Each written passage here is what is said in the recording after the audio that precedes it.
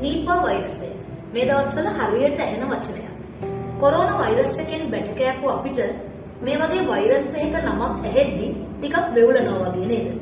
ඇත්තටම නීපා වෛරස් එක ගැන අපි ගොඩක් බය වෙන්න ඕනේ. අපි ඔය කියන තරම්ම බය වෙන්න ඕනේ. කොහොමද මේ නීපා වෛරස් එක හැදෙන්නේ? නීපා වෛරස් එක කියන්නේ සත්තුන්ගෙන් වැළඳෙන රෝගයක්.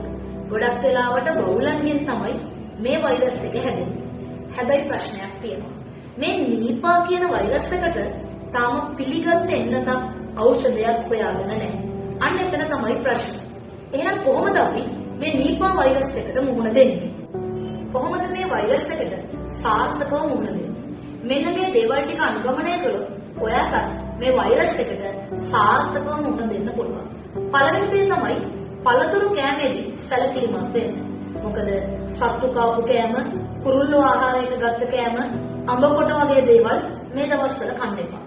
ඒ වගේම තමයි නිතර සවන් දාලා අතසෝදන එකෙන් මේ රෝගය සම්ප්‍රේෂණය වීම තරමක් මැඩපවත්වා ගන්න පුළුවන්. ඒ වගේම තමයි රෝග ලක්ෂණ සහිත පුද්ගලයෝ ඉන්නවා නම් ඒ රෝග ලක්ෂණ සහිත පුද්ගලයන්ගේ ශරීර දියර තවරා ගැනීමෙන් වළකින්න. මේ රෝගයෙන් අපි ආරක්ෂා වෙන්න ඕනේ. මොකද මේ රෝගය හැදුනහම අපේ මොළයට සහ ශ්වසන පද්ධතියට තමයි හානි කරන්නේ.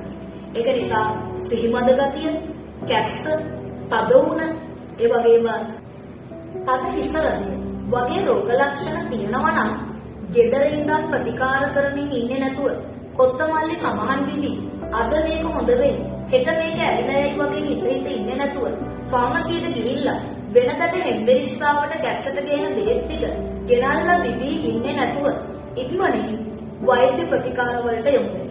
මේ නීපා වෛරසය කියලා කියන්නේ 100% වෛද්‍ය උපදෙස් පිළිපදිමින් සුව කරගන්න යුතු රෝගයක්. මොකද මරණ අනුපාතය 70%ක් විතර කියලා දැනටමත් වෛද්‍යවරු ප්‍රකාශයටපත් කරලා තියෙනවා. මෙන්න මේ නිසා Tamanගේ සැලකිලිමත් බව ප්‍රයෝජනයට අරගෙන මේ නීපා වෛරසයෙන් අපි ගැලවෙන්න. දැනට නම් තාම ලංකාවේ නීපා වෛරසයේ තියෙන රෝගී වාර්තා වෙලා නැහැ. ඒක නිසා අපි ලොකුවට බය වෙන්න ඕනේ නැහැ. හැබැයි අපි පරිස්සම් වෙමු. මොකද එක සැරයක් ගිනි පෙල්ලෙන් බැට කාපු අපි දැන් කණාමැදිරි එළියටත් බයයි. මම ශානු රූපසිංහ, Cool Science.